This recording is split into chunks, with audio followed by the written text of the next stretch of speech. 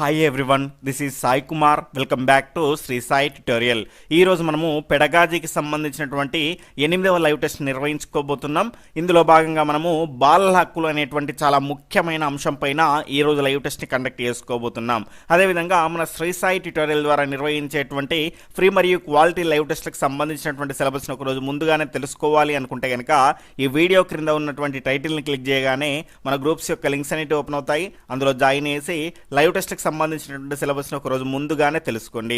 అదేవిధంగా వీడియోని చూస్తున్న వాళ్ళంతా కూడా తప్పకుండా లైక్ చేయండి. ఈ విధంగా లైక్ చేయడం ద్వారా మిగతా వారికి కూడా ఈ వీడియో అనేది రీచ్ అయ్యేటువంటి అవకాశం అనేది ఉంటుంది. అదేవిధంగా ఎవరైనా కొత్తగా మన ఛానల్ చూస్తూ ఉన్నట్లయితే టెట్ డిఎస్సికి సంబంధించినటువంటి లేటెస్ట్ ఇన్ఫర్మేషన్, అదేవిధంగా ఆన్లైన్ క్లాసెస్ మరియు ఈ రకమైనటువంటి క్వాలిటీ లైవ్ టెస్ట్లను పొందాలి అనుకుంటే కనుక తప్పకుండా మన ఛానల్ని సబ్స్క్రైబ్ చేసుకొని పక్కనటువంటి ఆల్ నోటిఫికేషన్ బెల్ ఐకాన్ని క్లిక్ చేయండి. ఇక లేట్ చేయకుండా లైవ్ టెస్ట్లోకి వెళ్ళిపోదాం. ఈ రోజు లైవ్ టెస్ట్లో భాగంగా మనం మొదటి క్వశ్చన్, పిల్లలకి శారీరక మానసిక వికాసానికి ఆటలు ఆడించడం అనేది దీనిలో భాగము. ఆప్షన్ 1 జీవించే హక్కు, ఆప్షన్ 2 రక్షణ పొందే హక్కు, ఆప్షన్ 3 భాగస్వామ్య హక్కు, ఆప్షన్ 4 అభివృద్ధి చెందే హక్కు. ఇక్కడ క్వశ్చన్ని బట్టి 5 నుంచి 10 సెకండ్ల సమయం అనేది మీకు ఉంటుంది. ఆలోపు మీ యొక్క సరి అయినటువంటి సమాధానాన్ని ఫాస్ట్గా కామెంట్ చేస్తూ ఉండాలి.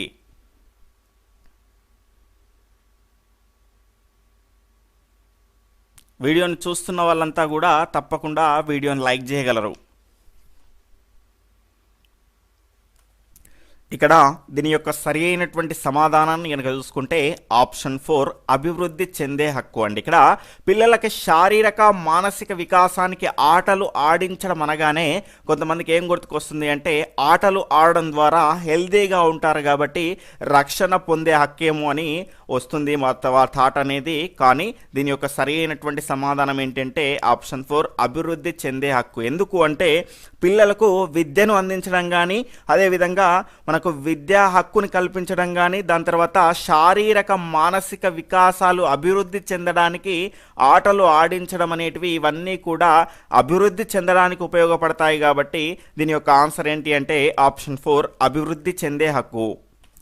తర్వాత రెండవ క్వశ్చన్, ఎన్సిపిసిఆర్ యొక్క ప్రధాన ఉద్దేశం ఏమిటి? ఆప్షన్ 1 18 సంవత్సరాల లోపు బాలుర యొక్క హక్కులను కాపాడడం, ఆప్షన్ 2 6 నుంచి 14 సంవత్సరాల లోపు బాల బాలికల హక్కులను కాపాడడం, ఆప్షన్ 3 18 సంవత్సరాల లోపు బాల బాలికల హక్కులను కాపాడడం, ఆప్షన్ 4 14 సంవత్సరాల లోపు బాల బాలికల హక్కులను కాపాడడం. ఫాస్ట్గా దీని యొక్క సరి అయినటువంటి సమాధానాన్ని కామెంట్ చేస్తూ ఉండండి.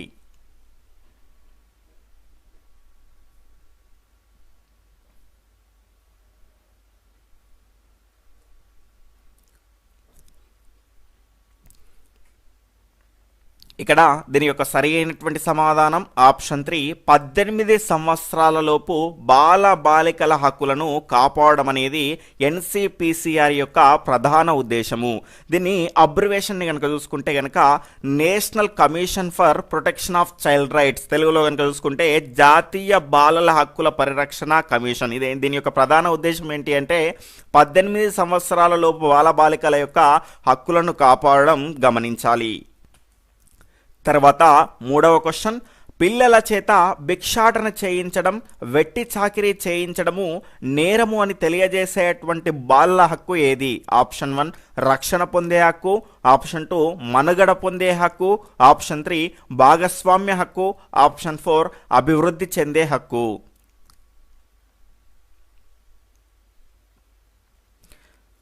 ఇక్కడ దీని యొక్క సరి అయినటువంటి సమాధానం ఆప్షన్ 1 రక్షణ పొందే హక్కు. పిల్లల చేత భిక్షాటన చేయించడం, అదేవిధంగా వెట్టి చాకిరీ చేయించడము నేరము అని తెలియజేస్తుంది. అదేవిధంగా ఫ్యాక్టరీల్లో కానీ గనుల్లో కానీ పిల్లల చేత పని చేయించడం అనేది నేరము అని తెలియజేసేటువంటి బాలల యొక్క హక్కు ఏంటి అంటే రక్షణ పొందే హక్కు. అదేవిధంగా తల్లిదండ్రుల యొక్క సంరక్షణ పొందడం అనేది కూడా ఇందులోనే భాగంగా ఉంటుంది, గమనించాలి. తర్వాత నాలుగవ క్వశ్చన్, జాతీయ బాలల హక్కుల పరిరక్షణ కమిషన్ అనేది దేని ద్వారా ఏర్పాటు చేశారు? Option 1 Mudaliar commission, option 2 Kothari commission, option 3 Ishwarbhai Patel committee, option 4 2005 parliament చట్టం ద్వారా.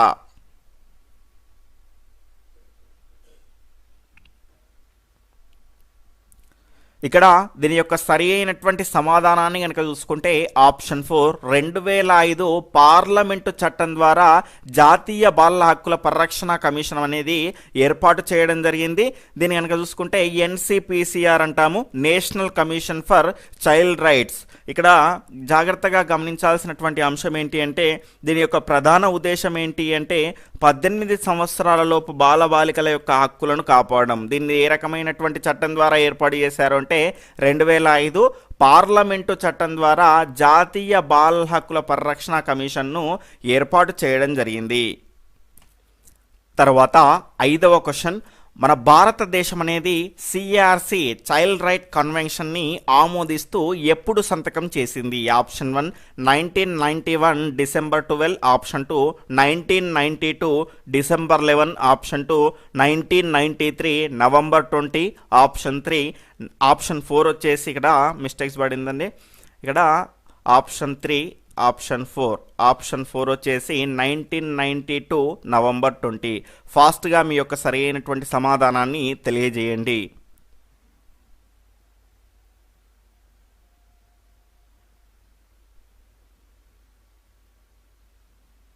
ఇక్కడ దీని యొక్క సరి అయినటువంటి సమాధానం వచ్చేసి మన భారతదేశం అనేది బాలల హక్కుల ఉడంబడికను ఎప్పుడు ఆమోదించింది అంటే 1992 డిసెంబర్ 11న ఈ రకంగా మన భారతదేశం అనేది బాలల హక్కుల ఉడంబడికను ఆమోదించడం జరిగింది. తర్వాత 6వ క్వశ్చన్, బాలల హక్కుల ఉడంబడికలో ఆప్షన్ 1 3 భాగాలు 56 ఆర్టికల్స్ ఉన్నాయి, ఆప్షన్ 2 4 భాగాలు 54 ఆర్టికల్స్ ఉన్నాయి, ఆప్షన్ 3 3 భాగాలు 54 ఆర్టికల్స్ ఉన్నాయి, ఆప్షన్ 4 4 భాగాలు 50 ఆర్టికల్స్ ఉన్నాయి. ఇంకా ఎవరైనా వీడియోని లైక్ చేయని వాళ్ళు ఉంటే కనుక తప్పకుండా లైక్ చేయండి.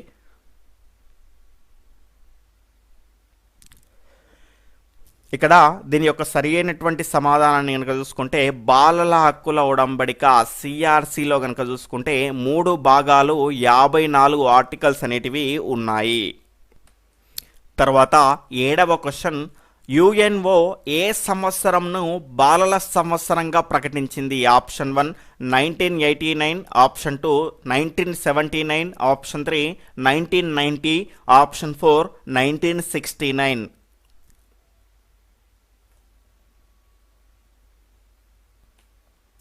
ఇక్కడ దీని యొక్క సరి అయినటువంటి సమాధానం ఆప్షన్ 2 1979ను యుఎన్ఓ కనుక చూసుకుంటే బాలల సంవత్సరంగా ప్రకటించడం జరిగింది. తర్వాత 8వ క్వశ్చన్, సిఆర్సిని ఎప్పుడు ఏర్పాటు చేశారు? Option 1 1986 November 20, option 2 1992 September 2, option 3 1959 December 10, option 4 1989 November 20. ఫాస్ట్గా మీ యొక్క సమాధానాన్ని తెలియజేయండి.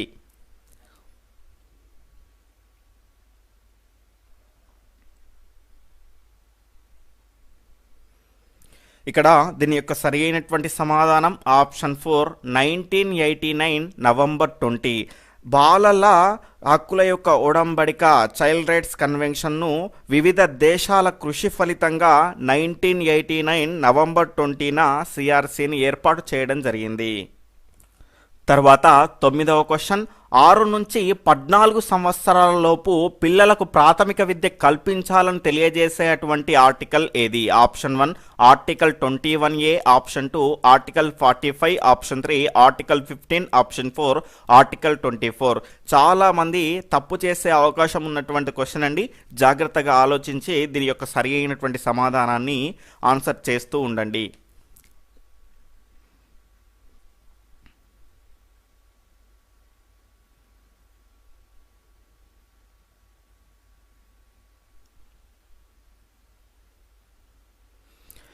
ఇక్కడ దీని యొక్క సరి అయినటువంటి సమాధానాన్ని కనుక చూసుకుంటే ఆప్షన్ 2 ఆర్టికల్ 45 అండి. ఇక్కడ 6 నుంచి 14 సంవత్సరాల లోపు పిల్లలకు ఉచిత ప్రాథమిక విద్య, నిర్బంధ ప్రాథమిక విద్యను కల్పించడము అంటేనేమో ఆర్టికల్ 45 వస్తుంది.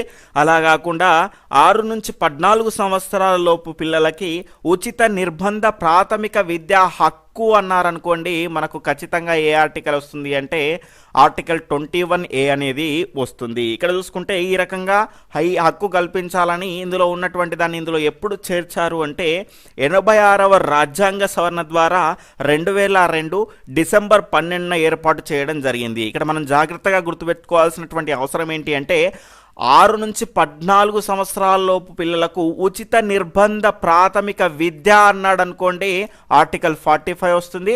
అలా కాకుండా 6 నుంచి 14 సంవత్సరాల లోపు పిల్లలకు ఉచిత ప్రాథమిక విద్యా హక్కు కల్పించడం అని వచ్చిందనుకోండి, మనకేమొస్తుంది అంటే ఆర్టికల్ 21A వస్తుంది, గమనించాలి. తర్వాత 10వ క్వశ్చన్ వచ్చేసి ప్రాథమిక స్థాయిలో మాతృభాషలోనే విద్య అందించాలని తెలియజేసేటువంటి ఆర్టికల్ ఏది? Article 370, option 2 article 350A, option 3 article 24, option 4 article 23(1).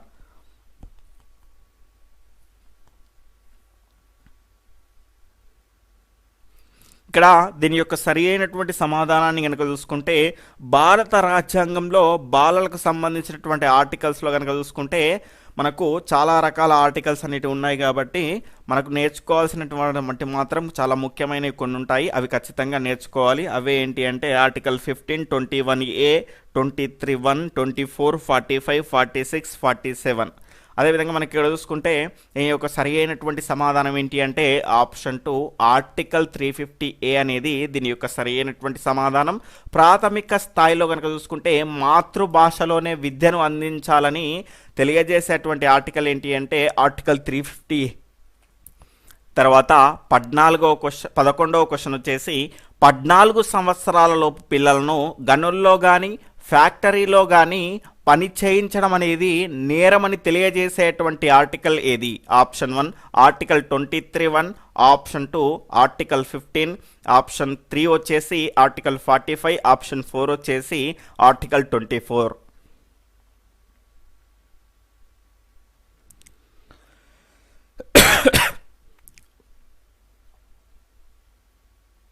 ఇక్కడ దీని యొక్క సరి అయినటువంటి సమాధానం ఆప్షన్ 4 ఆర్టికల్ 24 అనేది 14 సంవత్సరాల పిల్లలను గనుల్లో కానీ ఫ్యాక్టరీల్లో కానీ పని చేయించడం అనేది నేరమని తెలియజేసేటువంటి ఆర్టికల్గా మనం చెప్పుకోవచ్చు.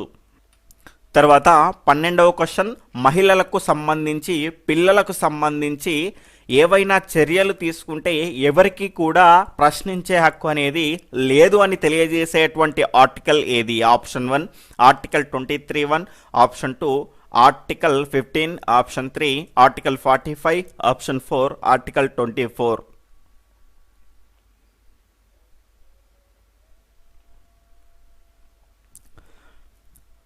ఇక్కడ దీని యొక్క సరి అయినటువంటి సమాధానాన్ని కనుక చూసుకుంటే ఆప్షన్ 2 ఆర్టికల్ 15 అండి. ఆర్టికల్ 15 అనేది ఏం చేస్తుంది అంటే మహిళలకు సంబంధించి అదేవిధంగా పిల్లలకు సంబంధించి ఏవైనా రక్షణ చర్యలు తీసుకుంటే ఎవరికి కూడా ప్రశ్నించే అవకాశం అనేది లేదు అని తెలియజేస్తుంది. ఫర్ ఎగ్జాంపుల్ ఇక్కడ చూసుకుంటే మనకు గవర్నమెంట్ జాబ్స్ ఉన్న వాళ్ళు కనుక చూసుకుంటే మన టీచర్స్కే కనుక చూసుకుంటే కనుక క్యారీయింగ్గా ఉన్నప్పుడు మనకి ఇక్కడ చూసుకుంటే వాళ్ళకి ఖచ్చితంగా హాలిడేస్ అనేటివి ఇవ్వడం జరుగుతుంది.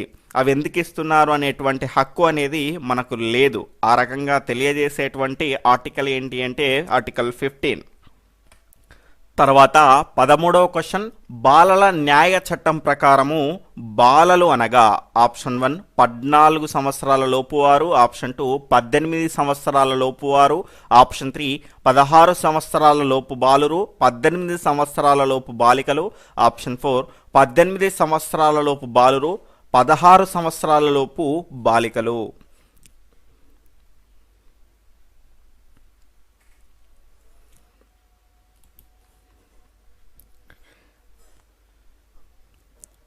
ఇక్కడ దీని యొక్క సరి అయినటువంటి సమాధానం ఆప్షన్ 4 18 సంవత్సరాల లోపు బాలురు అదేవిధంగా 16 సంవత్సరాల లోపు బాలికలు వీళ్ళంతా కూడా బాల న్యాయ చట్టము 1986 ప్రకారము వీళ్ళంతా కూడా బాలలే అవుతారు, గమనించాలి.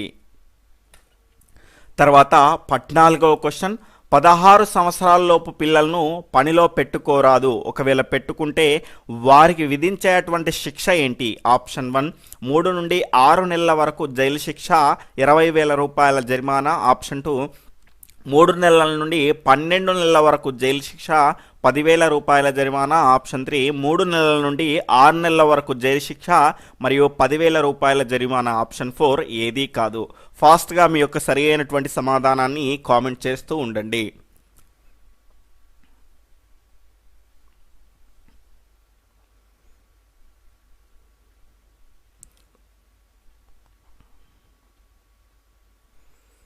ఇక్కడ దీని యొక్క సరి అయినటువంటి సమాధానం ఆప్షన్ 2 3 నెలల నుండి 12 నెలల వరకు జైలు శిక్ష ఉంటుంది, అదేవిధంగా 10,000 రూపాయల వరకు జరిమానా అనేది ఉంటుంది. ఇక్కడ ఇది ఏ రకమైనటువంటి చట్టం తెలియజేస్తుంది అంటే బాల కార్మిక చట్టము 2010 తెలియజేస్తుందండి ఈ రకమైనటువంటి అంశాలను.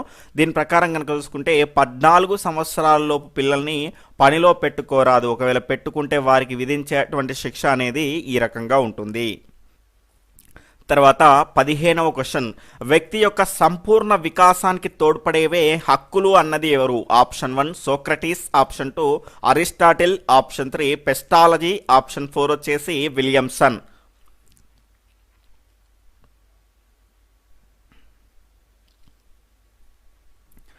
ఇక్కడ దీని యొక్క సరి అయినటువంటి సమాధానం వచ్చేసి ఆప్షన్ 2 అరిస్టాటిల్ అండి. ఇక్కడ వ్యక్తి యొక్క సంపూర్ణ వికాసానికి తోడ్పడేవే హక్కులు అన్నది ఎవరు అంటే అరిస్టాటిల్ అండి. ఇక్కడ చూసుకుంటే ఏ రకంగా ఉన్నాయండి హక్కులు అనేటివి? ఎవరికి డబ్బులుంటే వారి హక్కులకే ప్రాధాన్యత అనేది ఉంది. మనకు మాట్లాడేటువంటి స్వేచ్ఛ అనేది ఉంది, కానీ మాట్లాడగలుగుతామా అండి? మాట్లాడలేం. కాబట్టి ఇదైతే నాకు కరెక్ట్ అనిపించట్లేదు. మనకేమనిపించినా కూడా దీని యొక్క సరి అయినటువంటి సమాధానం ఏమవుతుంది అంటే ఆప్షన్ 2 అరిస్టాటిల్ అవుతుంది. వ్యక్తి యొక్క సంపూర్ణ వికాసానికి తోడ్పడేవే హక్కులు అన్నది ఎవరు అంటే ఆప్షన్ 2 అరిస్టాటిల్. తర్వాత 16వ క్వశ్చన్, ఆర్టీఏ 2009 ప్రకారము బాలలు అనగా ఆప్షన్ 1 6 నుంచి 18 సంవత్సరాల లోపు పిల్లలు, ఆప్షన్ 2 6 నుంచి 14 సంవత్సరాల లోపు పిల్లలు, ఆప్షన్ 3 14 సంవత్సరాల లోపు పిల్లలు, ఆప్షన్ 4 18 సంవత్సరాల లోపు పిల్లలు.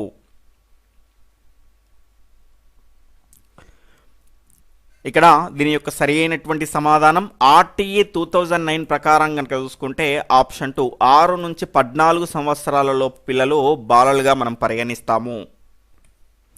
తర్వాత 17వ క్వశ్చన్, ఎన్సిపిసిఆర్ యొక్క మొదటి చైర్మన్ ఎవరు? Option 1 Kushal Singh, option 2 Shanta Sinha, option 3 Shruti Narayana Karkar, option 4 Priyanka Kanungo.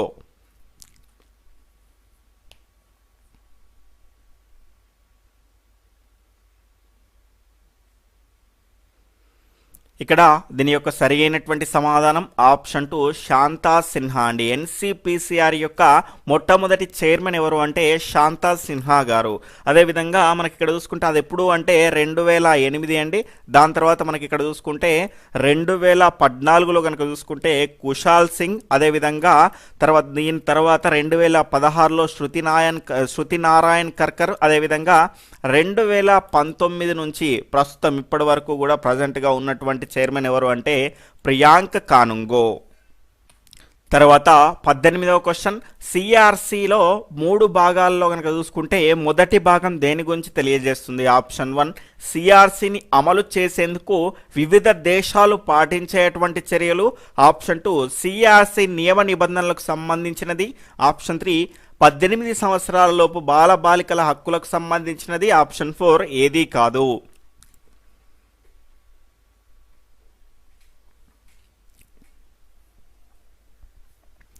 ఇక్కడ దీని యొక్క సరి అయినటువంటి సమాధానాన్ని ఫాస్ట్గా కామెంట్ చేస్తూ ఉండండి. ఇంకా ఎవరైనా వీడియోని లైక్ చేయని వాళ్ళు ఉంటే తప్పకుండా లైక్ చేయండి. మీకోసం చాలా కష్టపడి నేను ఈ రకమైనటువంటి లైవ్ టెస్ట్లు నిర్వహించడం జరుగుతుంది. కేవలం మీ నుంచి ఆశించేది లైక్, షేర్ మాత్రమే. ఎందుకంటే మీరు లైక్ చేయడం ద్వారా వీడియో అనేది మిగతా వారికి రీచ్ అయ్యేటువంటి అవకాశం అనేది ఉంటుంది. ఇక్కడ దీని యొక్క సరి అయినటువంటి సమాధానాన్ని కనుక చూసుకుంటే ఆప్షన్ 3 18 సంవత్సరాలలోపు బాలబాలికల యొక్క హక్కులకు సంబంధించిందే సిఆర్సి చైల్డ్ రైట్ కన్వెన్షన్. ఇక్కడ చూసుకుంటే మనకు మనకు 3 భాగాలు ఉంటాయండి. మొదటి భాగంలో కనుక చూసుకుంటే 1 నుంచి 41 ఆర్టికల్స్ అనేటివి ఉంటాయి. 1 to 41 ఆర్టికల్స్ అనేటివి ఉంటాయి. ఇవి ఏం చేస్తాయి అంటే 18 సంవత్సరాల లోపు బాలబాలికల హక్కుల్ని కాపాడతాయి. అదేవిధంగా రెండో భాగంలో కనుక చూసుకుంటే 40 to 45 ఆర్టికల్స్ అనేటివి ఉంటాయి. ఇది ఏం చేస్తుంది అంటే ఇవన్నీ ఏం చేస్తాయంటే సిఆర్సిని అమలు చేసేందుకు వివిధ దేశాలు పాటించేటువంటి చర్యల గురించి తెలియజేస్తాయి. అదేవిధంగా మిగిలినటువంటి 46 to 54 ఆర్టికల్స్ అనేటివి సిఆర్సికి సంబంధించినటువంటి నియమ నిబంధనలకు సంబంధించి ఉంటాయి 3వ భాగంలో. తర్వాత 19వ క్వశ్చన్, ఆరోగ్యము, వ్యాక్సినేషన్, మంచినీరు, పరిసరాలను శుభ్రంగా ఉంచడం అనేది బాలలకు సంబంధించిన హక్కులలో దేనికి చెందినది? ఆప్షన్ 1 రక్షణ పొందే హక్కు, ఆప్షన్ 2 జీవించే హక్కు, ఆప్షన్ 3 అభివృద్ధి చెందే హక్కు, ఆప్షన్ 4 భాగస్వామ్య హక్కు.